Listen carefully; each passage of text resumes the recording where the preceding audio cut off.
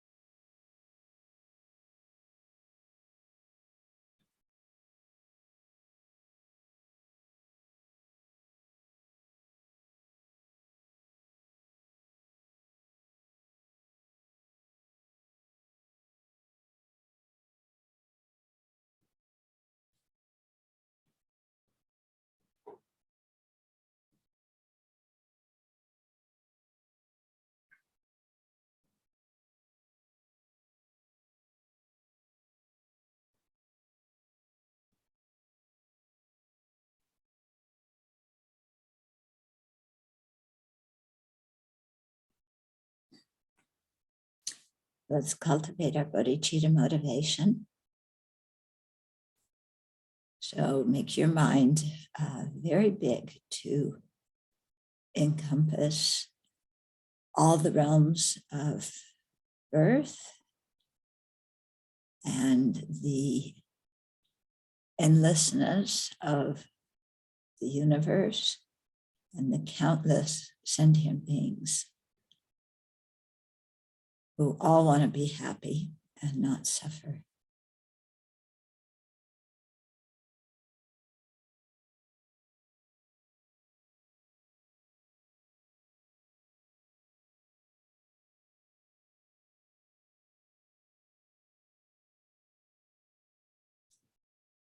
So we may like some of those countless sentient beings. We may not like others. We may approve of some and disapprove of others.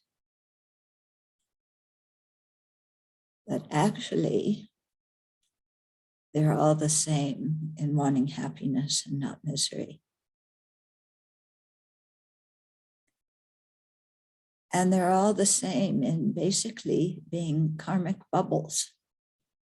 There's no inherently existent living beings out there with fixed personalities that we have to tangle with.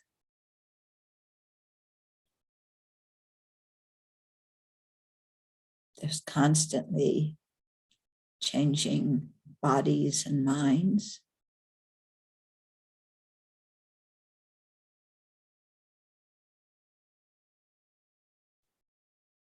And living beings that exist by being merely designated.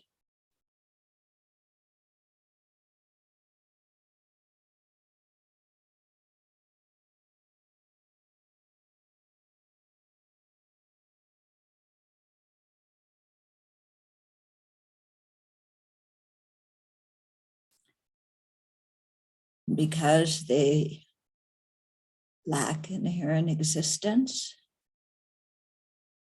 and are impermanent,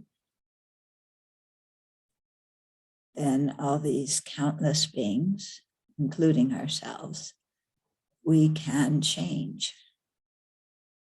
We are not fixed entities. And so when we free ourselves of ignorance, clinging attachment, and anger, and cultivate all of our good qualities, then it's possible for each and every one of us to become Buddhas.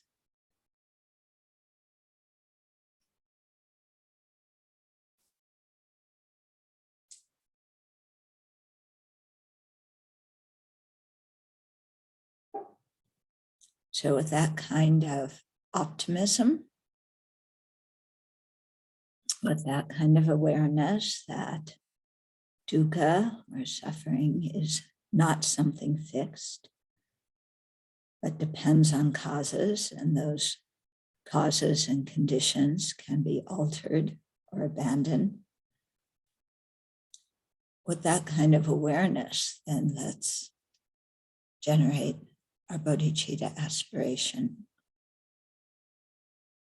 seeking full awakening to benefit all these beings.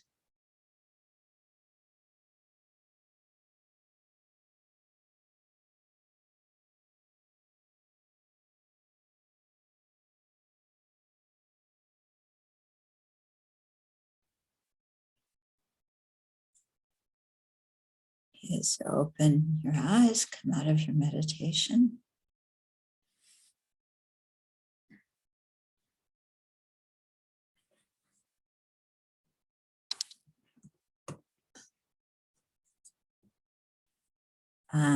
There was one other thing I wanted to mention about Lama that I didn't mention yesterday. And it's something that pertains, that we can use in our life all the time. So one time when I was at Tushita and Kyabje Sangha Rinpoche was teaching, and he and Lama were sitting in Lama's room before you took Lama's room apart and changed it all around. But the old Lama's room, Lama's old room. And Kyabje Sangha Rinpoche was sitting on the window seat, and Lama was sitting on the floor, and Lama was looking at his teacher. And the way they were looking at each other, there was this incredible closeness that you could see.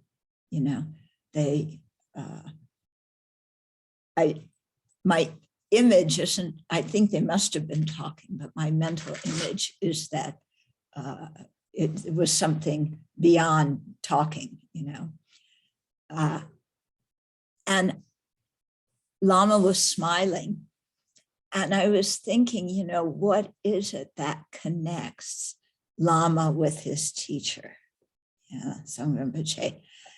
And that is, bodhicitta, and the wisdom realizing emptiness, but especially bodhicitta. And it's like, okay, when we want to be close to our teachers, how do we do that? We practice the path and we cultivate bodhicitta. And then it doesn't matter who we're with, where we are close to our teacher in our hearts. And we are also close to sentient beings in our hearts. Because bodhicitta is what connects us heart to heart, no matter political beliefs, nationalities, religions, any of those kinds of things. Okay, so, when we want to have harmony, of course, love, great compassion, bodhicitta, sharing those kinds of attributes are the real way to have harmony. And we all have to work on our own mind to create those. Although it's so nice to point to other people and say, you should be more compassionate, especially towards me, but no, that's not actually the way it works. Okay, so to talk about the Day of Miracles, it's an interesting holiday because it isn't, in one way, it's like the other three great holidays in the year, in the Buddhist year. In another way, it's quite different. So the four great holidays are the Day of Miracles, and then, of course, Vesak, and then the turning of the Dharma wheel day, which is 7 weeks after Vesak, and then the Labak Dukchen, the descending from the pure realm that, from the God realm, from the God realm that Shakyamuni Buddha did, because he went to the God realm to teach his mother during the rainy seasons. And then when he came down to earth, that's the fourth big holiday. So the Day of Miracles, the story behind it is, as we read a lot in the early scriptures, there are a lot of other recluses and wanderers and people, as there still are, in India today. And, of course, we had the matted hair ascetics, kind of looked like the group of us who came to Kopan in the early days with the matted hair out here. Anyway, so some of these ascetics challenged the Buddha to a contest of miracles, because in their view, what determined somebody's spiritual qualifications and spiritual advancement was the level of miracles that they could perform. And so they wanted to have this contest with the Buddha so they could show that they could do more miracles, and thus they were superior to the Buddha and their teachings were superior to the Buddha Dharma. So for 15 days, they had this contest, and each day the Buddha's miracles were, the miracles the Buddha performed outshone the ones of the non-Buddhists. Yeah. And so at the end of the 15 days, then all those non-Buddhists said, okay, we capitulate and you're superior. And then they all became the Buddha's disciples, because that's what happened in the olden days. Is if your group was defeated either in debate or miracles or any kind of contest, then you became the disciple of the victor in the debate or the contest. Okay, so why did I say that this holiday is different than the other ones? Okay, because this one is centered on miracles. And in general, Buddhism does not emphasize miracles a lot. In fact, as monastics, if any of us have miraculous powers, we're not allowed to show them, not allowed to talk about them in public. Maybe to a small group you do, but they aren't considered any big thing, because you can have these miraculous powers without having bodhicitta, without realizing emptiness, simply having serenity, shamatha and deep samadhi. Then you can manipulate the elements and have these kinds of powers. So it's always strange for me that the Buddha would have this kind of contest over something that for Buddhists, we don't even consider that important. And, and the Buddha did it again because he was a skillful teacher. And that was the only way to communicate with those people, was by having a contest of miracles, because they weren't so interested in the teachings. Yeah. So they became more interested in the teachings after he showed that he was superior in miraculous powers. Okay, so how does that relate to us? Now, many times people say to me, well, they tell us the guru is the Buddha. How come we don't see, how come they don't display their miraculous powers? If they display their miraculous powers, then everybody would have faith in the Dharma. Then the Dharma would really spread. So the lamas need to show their miraculous power. Well, first of all, not all the lamas have those. Okay, not all of them are Buddhas. Having the title of being a lama or a geshe and being a Buddha are two different things. Okay, and but in any case, can you imagine somebody? Now, I know not all of you are from the US, but I think you've all heard of Times Square. Okay, this big thing in the square in the middle of New York City, where it's always crowded and tons of people go. Now, can you imagine, the Buddha going there and showing miraculous powers, or some lama going there and showing miraculous powers in the middle of Times Square? Now, what's going to happen? Do you think everybody's going to fall down on their knees and say, I want to be a Buddhist, because you have miraculous powers? Do you think that's going to happen? Forget it. You know what's going to happen? CNN is going to come out and, take pictures and interview him. Even Fox News is going to come and they're going to want to take pictures, and they'll take the opposite view from what CNN says.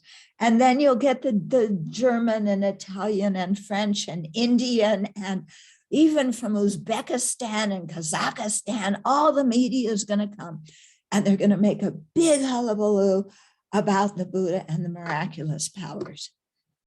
Okay, now is that going to help our world? That's not going to help our world. Okay, so that makes it real clear why, if somebody has miraculous powers, they're not going to show it. Now, some people may see these, in the middle of Times Square, levitating and shooting fire, and but I mean, Times Square is pretty glamorous already with the big billboards, and you're going to have some quite amazing, miraculous power to outshine Times Square. But some people may bow down and, oh, yes, we believe you, you're the Buddha. Does that mean, is that kind of faith anything substantial that is really going to carry through with those people? Or is that just making the Buddha or any spiritual teacher another pop star?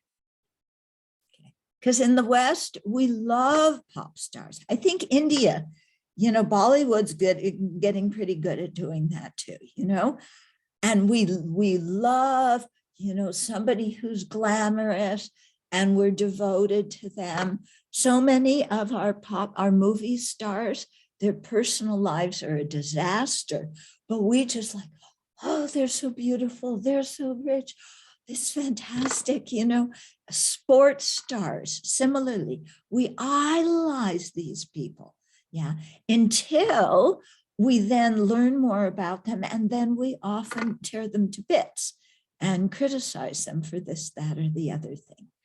Okay, so would the Buddha or a Lama doing these powers in the middle of Times Square even help those people who were impressed by the powers? No, it would just become having one more idol to worship, to talk to your friends about, to gossip about. I don't think it would do any good at all, okay? You could just see the 6 o'clock news, and they're showing the video of, here, so-and-so Lama in Times Square with water and fire and glitter and,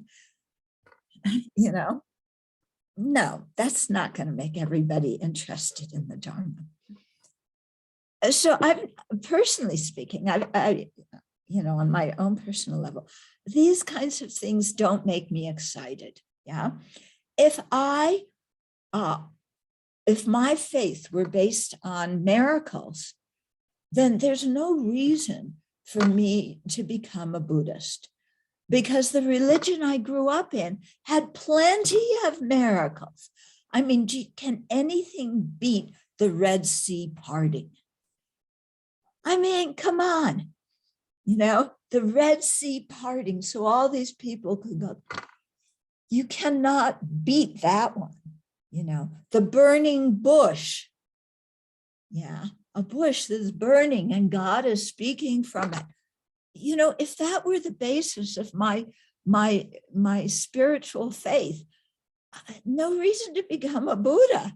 The religion I grew up in had plenty of miracles.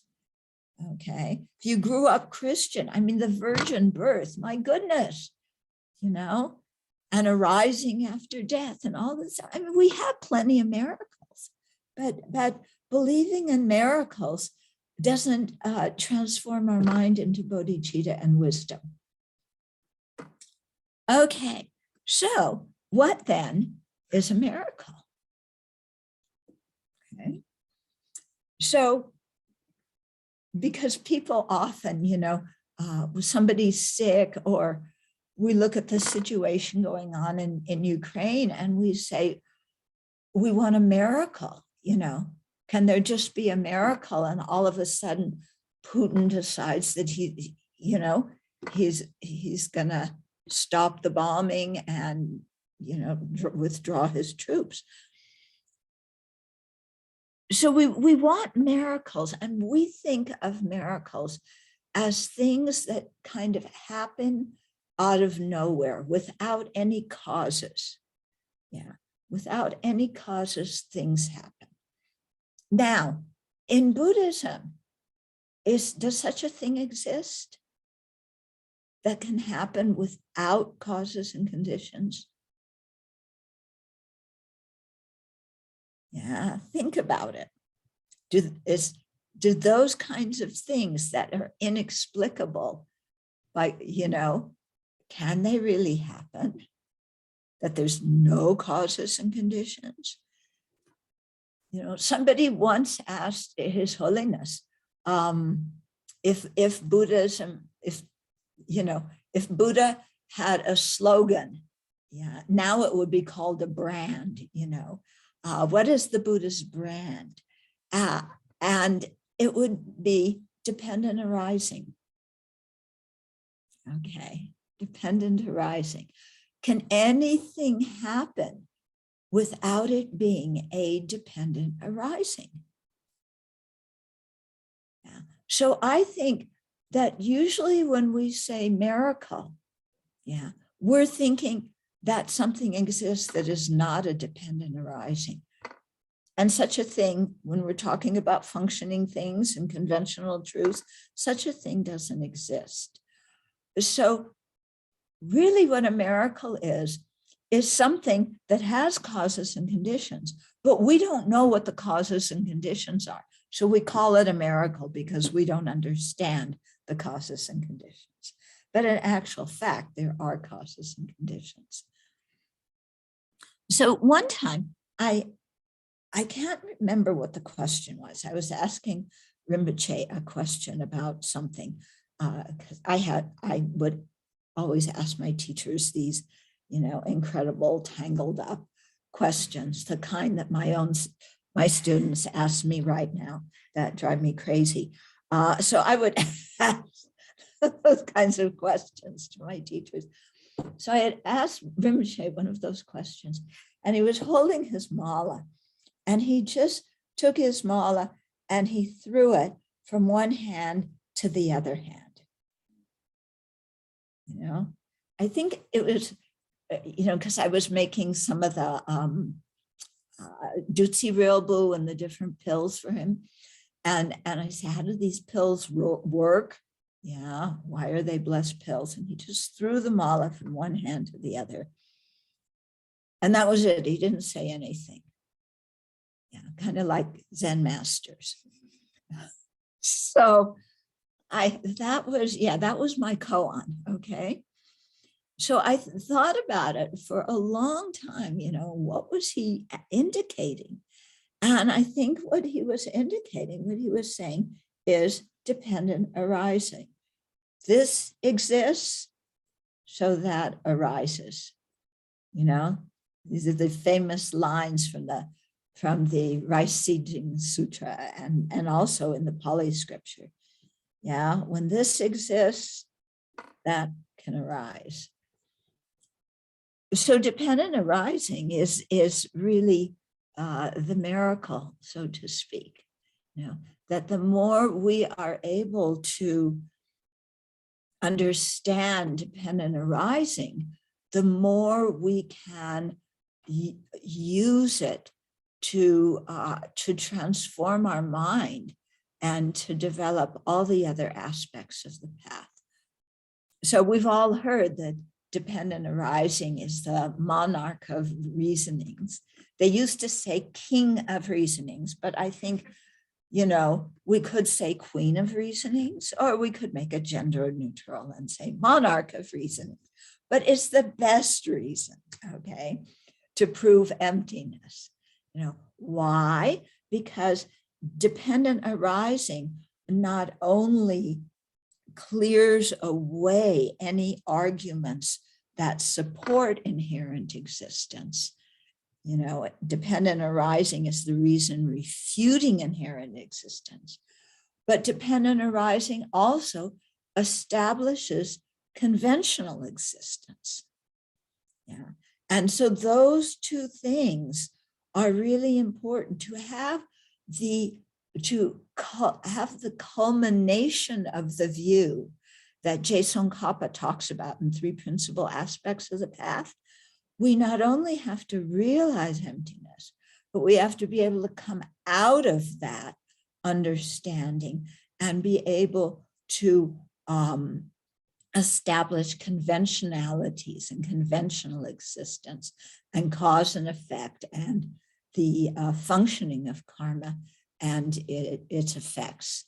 Okay, so dependent arising is useful in generating the wisdom aspect of the path, but it's also useful in generating the method side of the path, where we're developing bodhicitta, renunciation of samsara, developing bodhicitta, because all of those meditations on the method side of the path are training our mind to understand causality in a way that we have never looked at it before. Okay. And to me, I'll give you an example of one meditation that does that. So one is the kindness of others. It's one of the meditations we do, especially in equalizing, exchanging self with others, to meditate on the kindness of others. Now, usually when we think of others, not their kindness, usually when we think of others, it's in terms of what can they do for me, or what are they going to do against me? Okay. So it's all a transaction. Yeah. What can we get out of sentient beings? Or what can we do to protect ourselves from them? Okay. Now, this sounds rather crass. Yeah. But if we look in our minds, when our self-centered thought is operating, this is very much what's going on. Lama once said, when we say to somebody, I love you, what we really mean is, I want to use you. Whoa. Whoa. Okay. So that makes us take a step back. And what does it mean to love somebody? Do we actually care about them, or are we using them to fulfill our needs and our wants and to approve of us and make us feel good about our own existence, and our own choices? Do we really care about them? Okay. So often, our whole relationship with others are, I love you, meaning you can do something for me, or I can't stand you, meaning you are interfering with my happiness. Okay, you are harming me, and we push them away. Okay.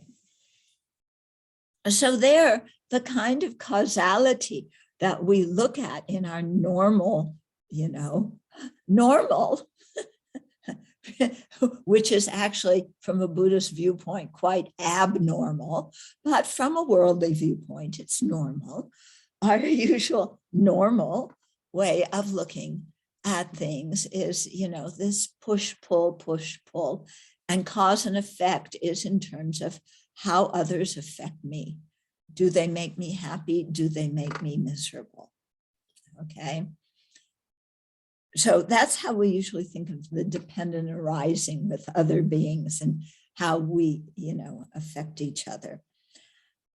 But when we meditate on the kindness of others, the whole way of thinking about the causality entailed in how we relate to other people, we have to reformat that old version of what can people do for me and how do I protect myself from them harming me. That version of causality we have to throw out. Okay. Because first of all, happiness doesn't come from outside and suffering doesn't come from outside. Yeah. So saying you made me happy, yeah, it's the happiness didn't come from the other person. The happiness exists inside of ourselves. We interpret a situation in a certain way, and our interpretation of it makes us happy. Okay, you may say, oh, I don't interpret things. Well, yeah, when we love somebody, when we like somebody, certain mannerisms they have, certain things they do, we interpret it as benefiting us. So we like them as if the happiness is coming from them into us. You make me so happy. Meaning you praise me, you do what I want, you encourage me, you tell me how wonderful I am. Okay. And similarly, we think that pain comes from outside. The cause of our misery comes from outside, from other people or certain situations. It doesn't, When we get mad, we think, somebody criticizes us. It's like we think, the pain we experience from getting criticized is in the words that the other person say. So that other person says, you're a jerk, or you let me down. And here are these sound waves coming, and they hit our ear, and then we experience pain. Like the pain came from the other person into us, riding on these sound waves. Is that true? Is that how cause and effect works? No, the pain is of the criticism did not start out in the other person and then ride on the sound waves and then come into us. Yeah. Why are we upset when we're criticized? Because of the way we interpreted things, what we interpreted things to mean. Okay. So one of the, this whole reason we have difficulties with other sentient beings is because we interpret everything in terms of how it affects me. Okay. The causality is centered on me. They cause me happiness. They make me miserable. They make me angry. Nobody does that. Okay. This is coming from our way of looking at the situation. So when we meditate on the kindness of others, what we're doing is we're looking at the causality, the way we relate to other beings in a different way. Okay, so the dependent arising is we're looking at it from a different perspective. So now we're looking at it from the perspective of how others influence us in a positive way, how others provide for our necessities of life. Yeah. And so this is in a much more impersonal way. Okay. Now, usually if we cultivate bodhicitta from the 7-point cause and effect, there it is very much concerned with these beings were kind to me when they were my parents. Therefore, I want to repay the kindness. But when we look at the kindness of others from the method of equalizing and exchanging self and others, we're not cultivating a positive feeling towards others because they helped us individually as our parents in previous lives and in future lives, but simply because they exist. Okay. And simply because, and actually it's not so simple, but we feel their kindness because we have a feeling of how completely interrelated and interdependent we are, that our whole lives depend on the kindness of other living beings. Okay, so yes, it started with our parents or our caretakers, our mother and father giving us this body, whoever took care of us when we were little, feeding us, keeping us alive because we did all sorts of dangerous things. So those kinds of things, the people we knew, their kindness, and it's easy to feel their kindness. Yeah. But we also criticize those same people. And especially in the West now, ever since Freud, how do we, what do we do with our own personal angst?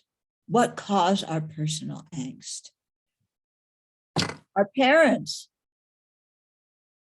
okay? Our childhood. It's as if our childhood is a disease that we all have to recover from when we become adults. Why am I so messed up? Because my father did this or he didn't do that. Why am I so, confused? Because my mother did this or she didn't do that. Always blame. Yeah. Why do I have problems? It is somebody else's fault. I am abused. I am traumatized. I am a victim. Okay, now some people are going to get really mad at me for saying that because what they're hearing is that I'm belittling their trauma and their pain and their abuse. I am not belittling it. Pain is pain, people experience pain. What I'm saying is we put ourselves in the role of the victim. And when we put ourselves in that role, then we are confined by our pain. Okay, because our pain is somebody else's doing, and we cannot change that other person. Our pain comes from the past. We cannot change it. So our way of looking at our problems, abuse, trauma, whatever it was, is we dig ourselves a hole and then we jump in the hole, you know, and our way of thinking makes it difficult for us to see the situation in a different way. And as a result, we suffer. Okay. So if we back up a little bit, let's go back to seeing the kindness of others. So the kindness of the people who took care of us, that's very, very evident. Yeah. The kindness, some of those people who took care of us were also the people where there might have been abuse or trauma or whatever involved, but we'll get to that in a minute, okay? Then what about strangers? We, in our usual way, we walk, we go through our day and we treat strangers as if they're just objects. Yeah, you have to get somewhere. So if you're walking down the street, you have to negotiate how you are walking through this complicated thing of all these other people.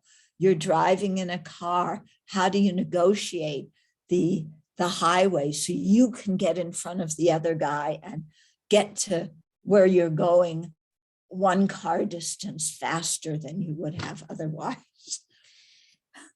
Okay.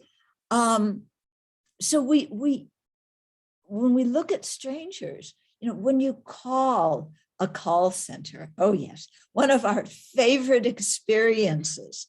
Yeah, when you have to contact a company or a government organization, hello, welcome to such and such company. If you speak English, press 1. If you speak Spanish, press 2.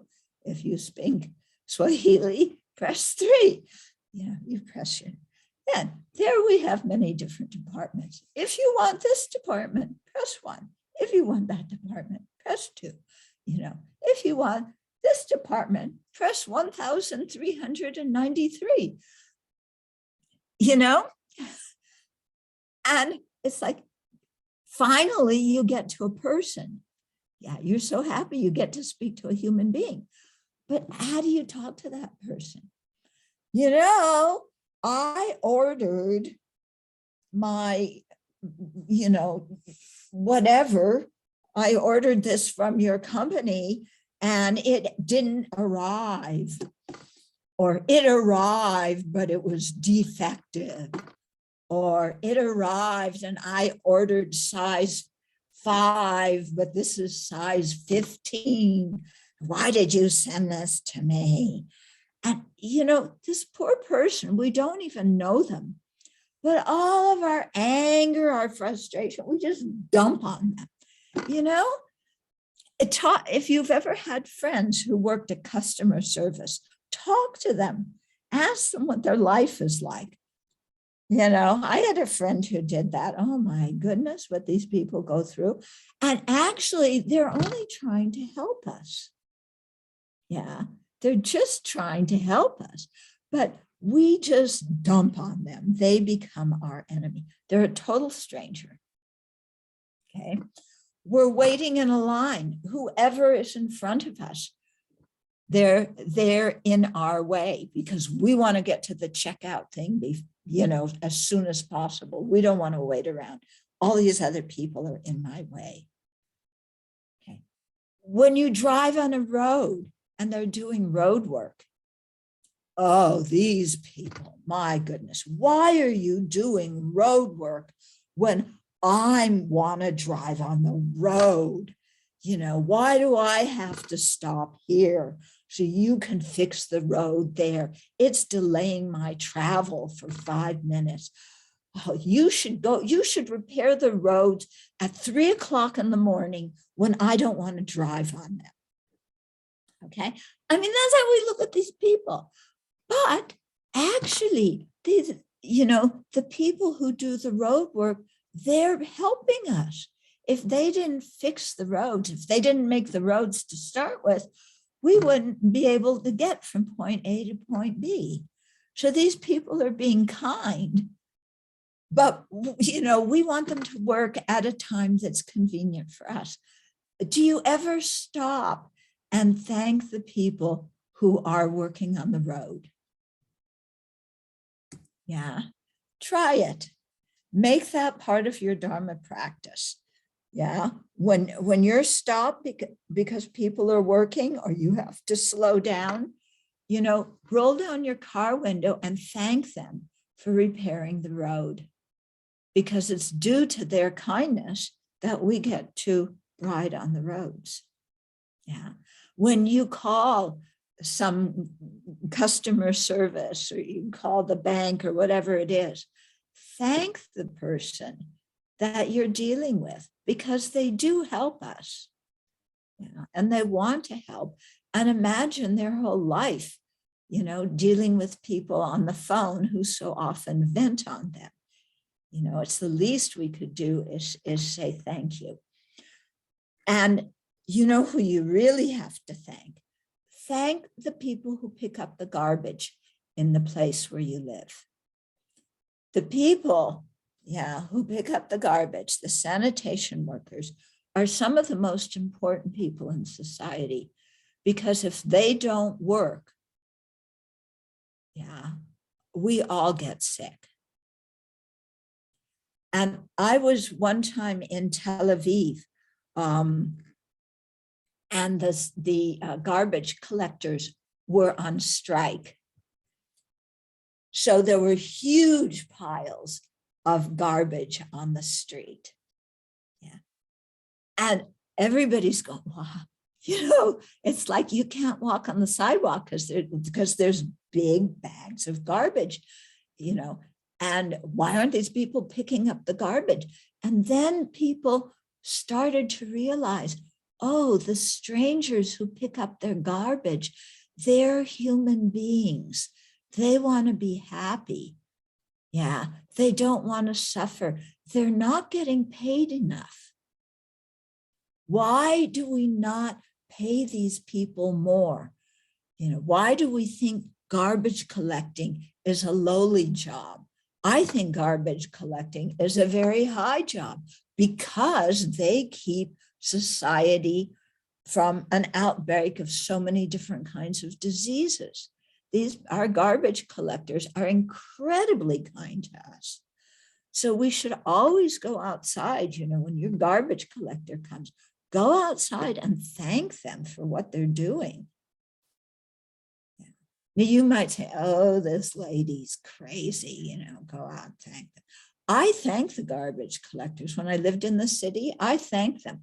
When we drive where we're going, we stop and we thank the people who are working on the road. Yeah, we live in an area where there's snow, and they have to come up and plow the snow. And our particular road is a gravel road, and it's twisty, so it's hard to do. Whenever we see those guys, we thank them, because they're helping us. So make this also part of your Dharma practice. Dharma practice isn't sitting on our cushion, thinking, oh, I'm cultivating metta. I have a wide open heart for the whole world. May everybody be happy. And then, we get off our cushion and we scold somebody, and, and we dump our anger on somebody else. No, if our real practice of metta is going out and thanking all the strangers who help us, who do their jobs in society, so that we have buildings to live in, we have food to eat, we have clothes, we have medicine. I think now, more than any other time in human history, we are dependent on the kindness of other living beings. Yeah. I mean, can you grow all your own food? Do you know how to make cloth and make your clothes? No. A lot of us have glasses. Can we correct our own eyesight and make our own glasses? You know, so many things. We're totally dependent on the kindness of other living beings. And with this global economy, totally dependent on people in all sorts of other countries working in who knows what kind of conditions. Yeah. And because of them, you know, we have the clothes that we wear. We have the medicines. And some of these people are working in awful conditions. And yet it's due to their kindness that we have what we need, because we cannot supply these things to ourselves on our own. You know, we think of ourselves as independent beings, you know, I'm independent. That's nutty. Yeah, we're not independent. We totally depend on others just to stay alive. Okay, so we did friends. Easy to think of their kindness. Strangers, we're getting there. Now, what about these people who harm us? They are my enemies forever and ever. Okay, they harmed me and I hate them and I am never forgiving them. Okay, when we hold that kind of idea, who suffers? The person we hate, are they suffering at that moment when we're sitting there like, oh, I can't stand them, they harm me so much? Are they suffering? Does our anger hurt somebody else? No, they're at the beach, they're playing with their kids, they're at the movies. They aren't suffering. When we're angry, when we hold a grudge, who suffers? Me. I'm the principal one who suffers.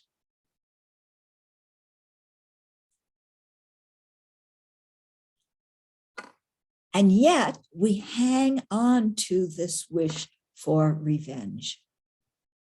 Yeah. And we want the other person to suffer as if their suffering would compensate for our suffering. If they suffer, then my suffering is going to stop. It's this eye for an eye, tooth for a tooth business. Yeah, this is the philosophy behind the death penalty. Does it work? I have a friend who, well, actually, I met her because I did prison work. So I was corresponding with somebody who was on death row. And his lawyer came out to see me because she was trying to arrange something for clemency so that he didn't get executed.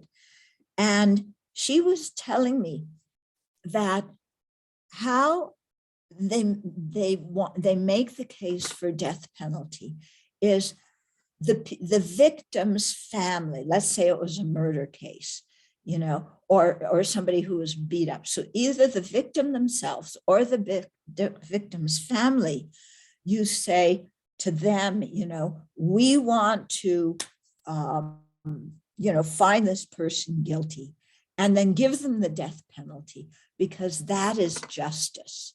And when they face justice, you will feel better. Yeah. You lost an eye, now they're going to lose an eye. And she's been at many executions because she would go, you know, as a way to support the people who were being executed. And she said, it never works, you know, that the victim or the victim's family never feel better. After, you know, the family doesn't feel better after an execution. In fact, after the execution, the prosecutors just ignore them because they are no more useful for the prosecutor's career of, gaining more convictions. Yeah. So making somebody else suffer does not alleviate our own suffering. Okay. And if you look at it, what kind of human being are we that we rejoice in somebody else's misery? Yeah. What kind of human being are we that we say, oh, good, somebody else got killed, Like right now, people may go, oh, Putin, oh, he's an enemy thoroughly through and through, may one of his own bombs drop on him and, we want something to happen. How is that going to make us happy? Somebody else getting killed. Okay. Is Putin evil through and through and through? He never has any moment of kindness in his whole life. Come on. Yeah. Remember yesterday I was saying what Lama said about Hitler and Mao Zedong and Stalin. They means well, dear. Okay. So people are not evil. Their actions may be despicable. We can criticize the actions, but the people have the potential to become a Buddha. And in different situations, that person could very easily become a friend. Yeah.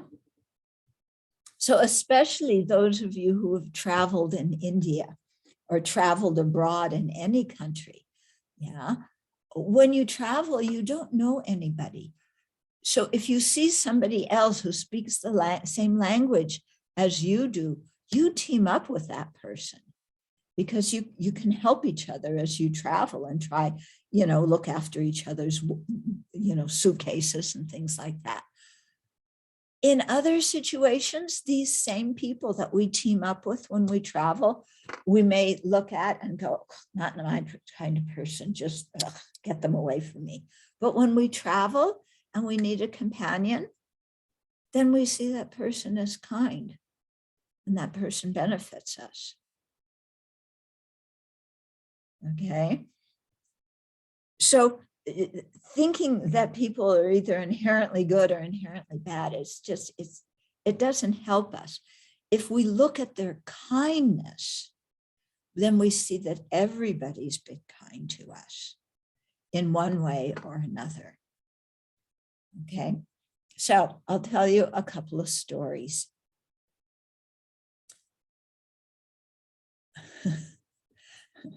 Which one should I tell first? Well, I told you a little bit about my Italian story yesterday, okay? And how a little bit about how the macho Italian monks really got down on me, okay? But when I went back to Kopan after that, Rinpoche asked me, who's kinder to you, the Buddha? Or there was one monk in particular, we'll call him Sam. Yeah. Who's kinder to you, the Buddha or Sam? Yeah. Rinpoche knew what had gone on and when I was there. So of course I said the Buddha's kinder to me. Sam made me miserable.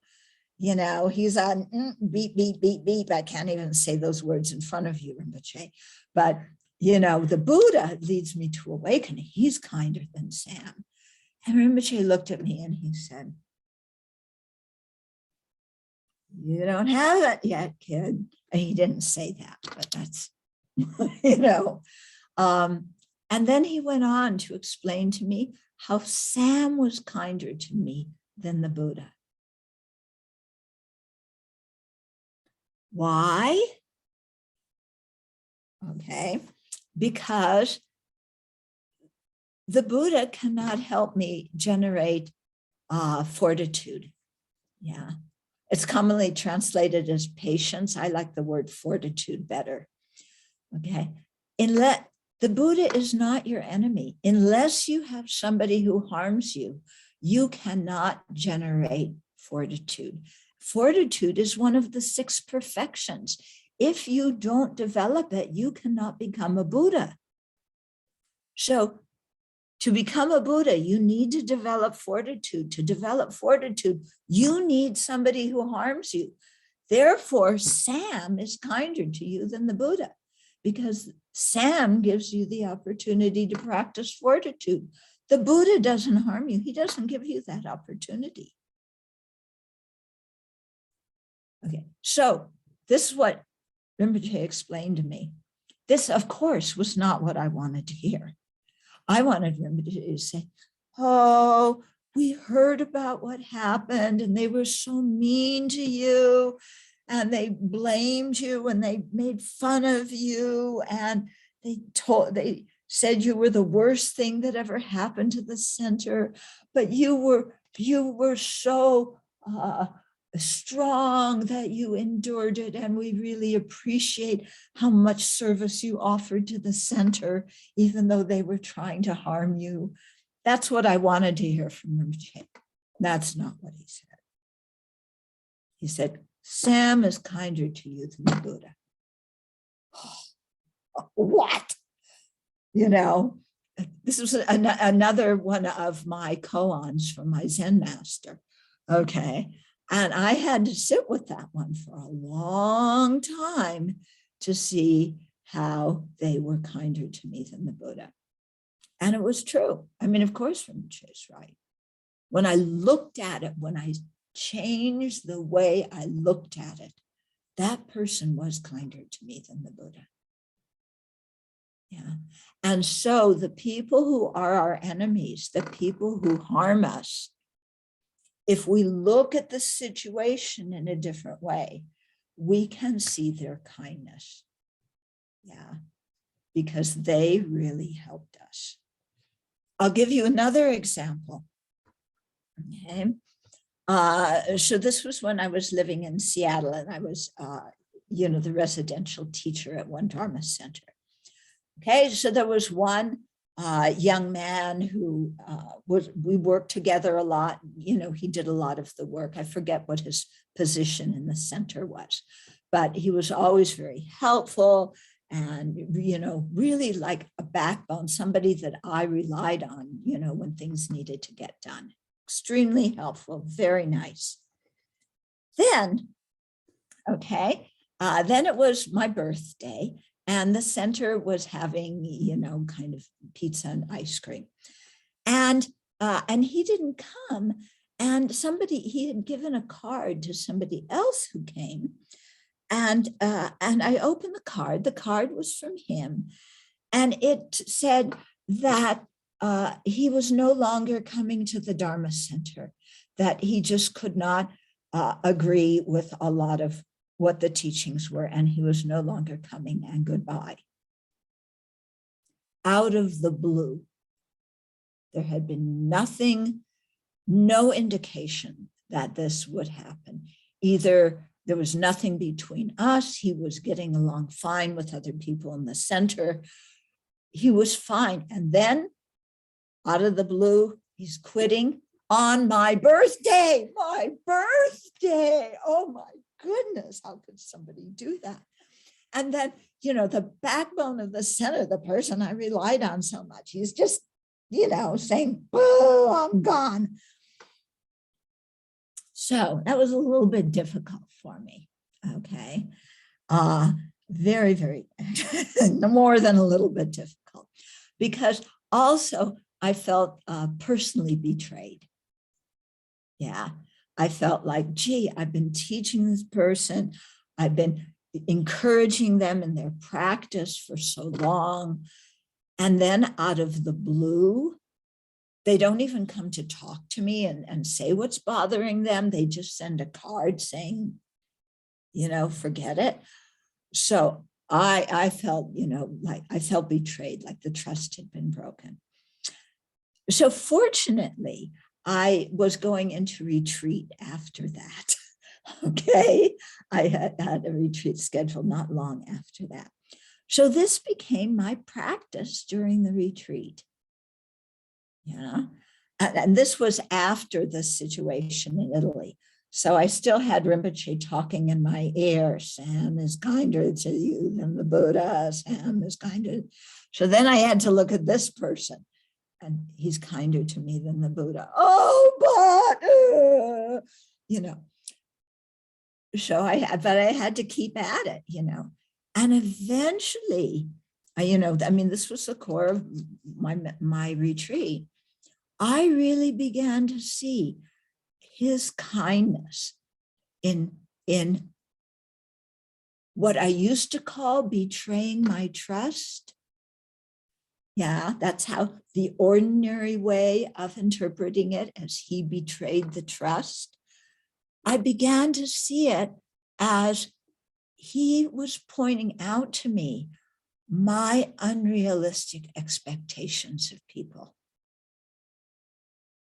Yeah, that I had unrealistic expectations of him, that I had imputed, person, very important to the center and, good practitioner. And I was imputing stuff on him, my expectations of what I wanted him to be. And my mind was not letting him be who he was. I was not meeting him at where he was. I was seeing him through what I wanted him to be. And so my big lesson from all that is to be very careful and try and notice my expectations of other people. Because until that thing happened, I had never even noticed these false expectations I had piled on top of this poor person's head. And once I began to see it, then I had to step back and go, why am I experiencing pain? Because of the way my own mind worked, because of what I imputed on him. I blamed him for my pain. Actually, my pain was due to my unrealistic expectations. And that has really, really helped me in my life, because now I step back and I have this little slogan now that I use. That is, sentient beings do what sentient beings do. Meaning, sentient beings are sentient beings. What are sentient beings? They're beings just like me, under the influence of ignorance, anger, and attachment. Are what they do always going to make sense? No. Is what they do always going to be beneficial? No. Why do I expect them always to make sense and always to act in a reasonable, beneficial way? Because I'm stupid. Why am I expecting sentient beings to be Buddhas? Anyway, my definition of a Buddha is somebody who does what I want them to do when I want them to do it. That's Buddhas are perfect. What's the definition of perfect? They do what I do when I want them to do it. So all I see in this big mess is my obscurations, my namtok, as Lama would say, all my namtok, my superstitious beliefs that I project out on other people. Okay, so sentient beings are sentient beings. Of course, they're going to do things I don't like. Of course, they're not going to be reasonable. Of course, they're going to break trust, because I never asked them, are you going to do this and this and this and this for me? We never signed a contract that they were always going to do what I wanted. So why am I expecting them to always do what I want? That's my problem, not their problem. Okay. So it's really helped me, to step back and just let people be, and realize that they work on things in their own time, in their own way. I try and help. Sometimes my help is welcome. Sometimes my help isn't. That's fine. That's fine. Yeah. What was interesting in this whole thing is a few years later, he came and apologized. Okay. And of course, I apologized to him because I had projected all this stuff on him that he didn't have. Okay. So the kindness of the enemy, the kindness of the person who harms us. Okay. We've got to, see, we have to train our mind to see situations in a different way so that we understand the causality and we see that even when people harm, they are helping us in one way or another. Yeah. Now, Rinpoche often pushes this very far. I don't think I will mention it here because last time I did, the people in the audience got really mad at me. Okay. But if some of you, know Rinpoche well, you may have heard of some of the ways that he really asked people to see the kindness of the enemy. Okay. So this whole process of mind training ourselves to see the kindness of others. Yeah. So we're still working with the method aspect of the path with causality. And now instead of seeing other sentient beings as the cause of my pain or as the cause of my happiness, we see them as kind and we see ourselves as the recipient of incredible kindness. And the more we train our own mind to see ourselves as the recipient of incredible kindness, the happier we are and the better relationships we have with people. And the more ability we are to really understand what bodhicitta is about and what equalizing and exchanging ourselves is all about. Yeah. And we also, when we practice seeing the kindness of others, then we become able to open our heart to receive their kindness. Because lots of times, when we've had negative experiences, we close our hearts. And then even other people are kind to us. We cannot accept the kindness. We cannot see the kindness. We don't let it in. Yeah. And instead, we feel alienated. We feel unloved.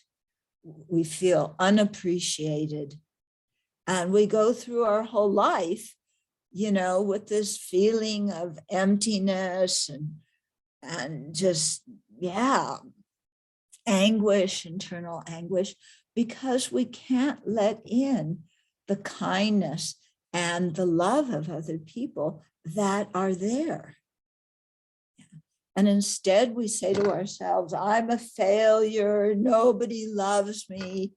What do you mean nobody loves you? Everybody has lots of people who love them. We often close our mind from seeing their love. We close our mind from seeing their kindness, So we have to practice, train the mind to see kindness, and then you see lots of kindness. Yeah. You eat breakfast, and where did the food come from? I didn't grow it. I didn't prepare it. Where did it come from? Yeah, other sentient beings. I get dressed in the morning. Where did my clothes come from? I didn't make the fabric. I didn't sew the clothes. I turn on the light. Where did the electricity come from? Not me. I don't know anything about electricity. Yeah. If I were the best person in the world, yeah, and it all depended on me, we would be living like cave people. Because all I know about electricity is how to flick the switch and how to change the light bulb.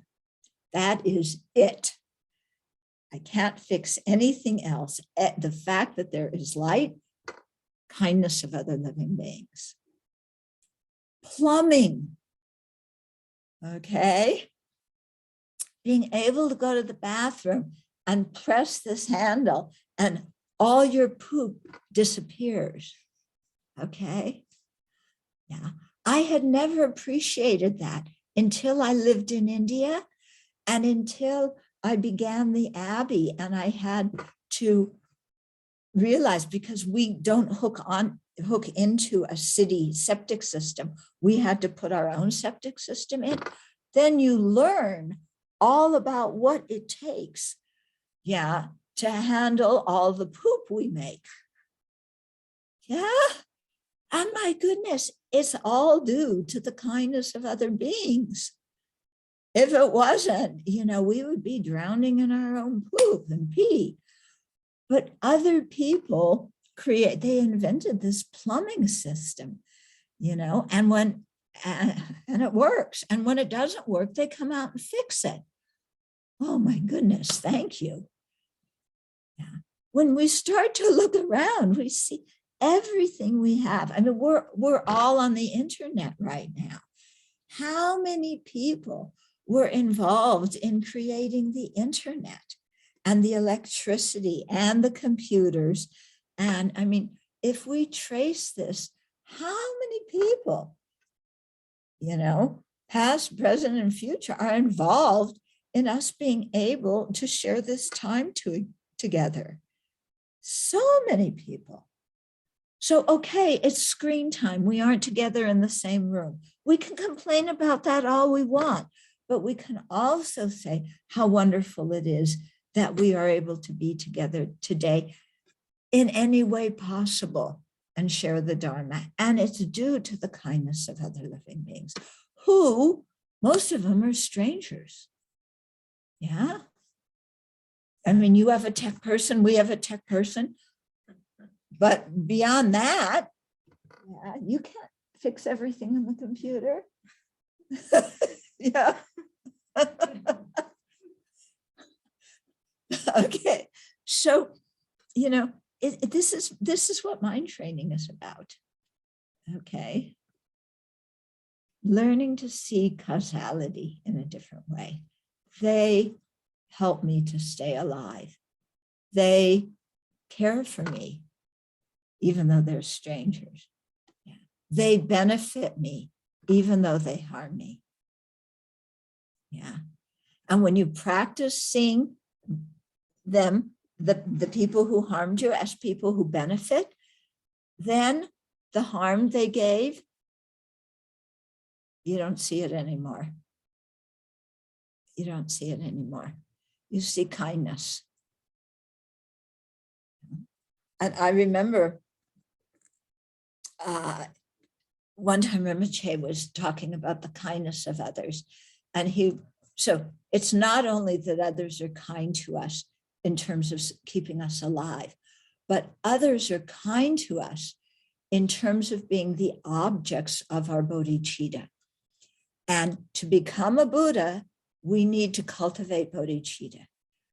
To cultivate bodhicitta, we need to have great compassion for every single sentient being.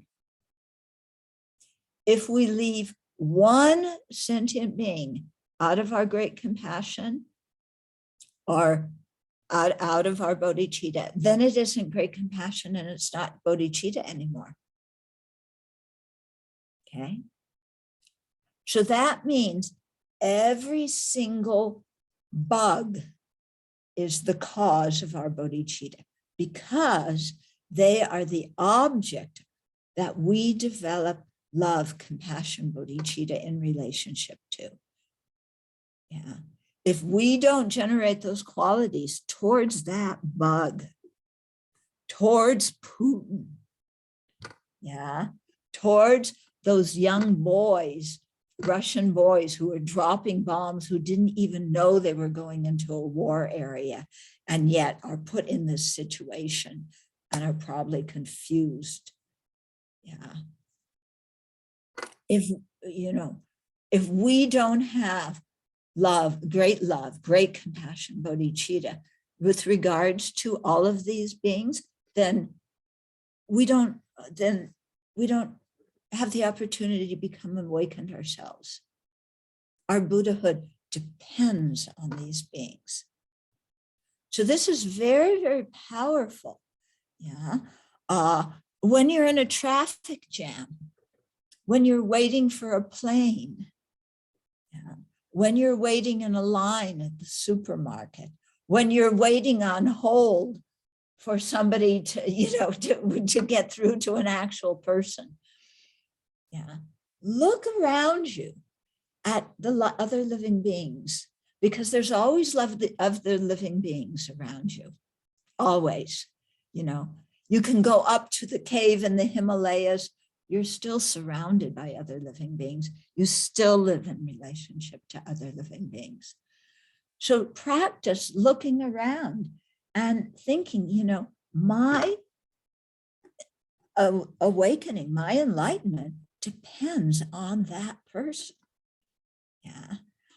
You're on a plane. All you want to do is go to sleep.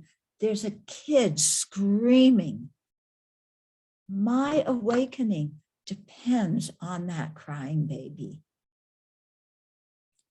And that crying baby just wants to be happy. And they're scared on an airplane because they don't understand what's happening to them. Yeah. That dog that bit me. Ever get bitten by a dog? Yeah. That dog that bit me. Yeah. They weren't harming me. They were just acting out their own fear. They were just trying to be happy. Yeah. And my awakening depends on that dog. I have to generate love and compassion for that dog. Yeah. How am I going to do that? Well, see their kindness, but also seeing that they have, that merely labeled I has not always been in a dog's body. Okay. So it's not that being, there's an inherently existent person being inside that dog's body. And then that inherently existent person picks up and gets reincarnated in another body. It's not like that. Yeah. There's only 5 aggregates there. What we see as a person is, what we have designated. It exists by mere designation. There's no person with a fixed personality there. So that person has not always been a dog. They're not always going to be a dog. Okay. We're going to be in many, many different relationships with them. So why, instead of seeing them as, they're this dog, therefore blood, I know everything about them. No, they're a sentient being. Therefore, I know they want happiness and not pain. Okay. So we train the mind in that way. And it's amazing when we, just the more we train our mind in that way, the more we start to change inside. And the more other living beings look different to us, when we look at them and we see them, they look different. Yeah. Yesterday, I was taking a walk where we live, and I walked past our neighbor's place. We live in a rural area. And my neighbor was killing a chicken. And I just went, it just like, this poor chicken was like flapping its wings. It was, in so much pain and confusion and fear. So yes, I had compassion for the chicken, yeah, that was getting slaughtered, but I had to have compassion for my neighbor who was killing him too. Yeah. Can you imagine being in a situation where the way your mind thought made it okay for you to kill another living being? Okay. Now, some people may say, but it was a chicken. Come on, killing human beings, that's bad. Killing chickens, that's nothing. Killing bugs, yes, I want to kill bugs. Oh, termites especially. You know, mosquitoes, I can't stand. Let's get rid of all the bugs. No, you know, we have to have some kind of compassion for these sentient beings who were born in bug bodies, who were born as my neighbor, our neighbor, who didn't see anything wrong in killing chickens. Yeah. So, you know, to think beyond the projections of our very limited mind and to really see the situation of other living beings in samsara and what it is, and have compassion for them in the same way that we want to have compassion for ourselves. So I've got to introduce you to another sentient being. This is Maitri. Yeah, she's walking across the keyboard. And when she walks across the keyboard, it means feed me. Yeah, but she also wants to put her paws together and say hello to all of you.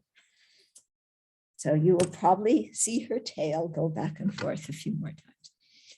Right, Maitri? Okay, so I just looked at the clock. I think it's time again for us to conclude. So thank you very much. And let's rejoice at all the merit we created and then dedicate it. Due to this merit, may we soon attain the awakened state of Guru Buddha, that we may be able to liberate all sentient beings from their suffering. May the precious Bodhi mind, not yet born, arise and grow. May that born have no decline, but increase forevermore.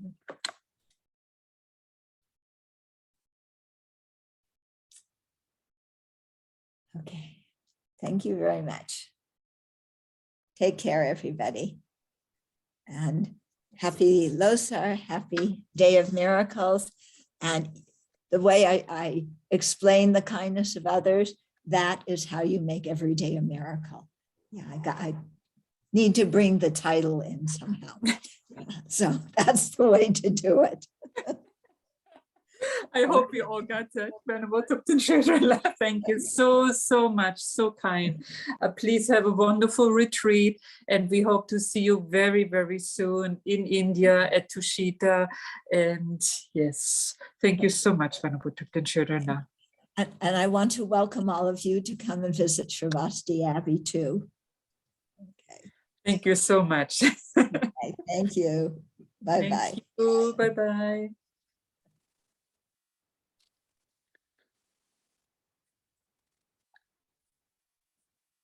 Thank you so much, everybody, for joining. And tomorrow we have another day of miracle coming up, and we will welcome at 4 o'clock Indian time, Venerable Jamyang, who will talk on bouncing back from adversaries. So please join us tomorrow at 4 o'clock and have a wonderful evening in India, and it's evening in Europe, and in the US, I think you're just starting your day. Thank you so much and have a wonderful Sunday. Bye-bye.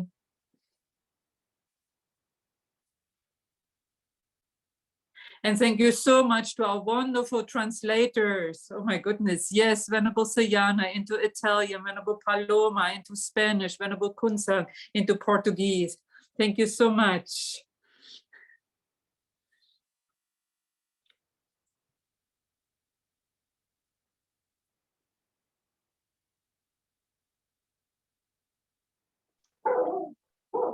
Thank you, Kumbila. Thank you, everyone. Bye-bye. Thank you, Pamela. Bye-bye. Good night.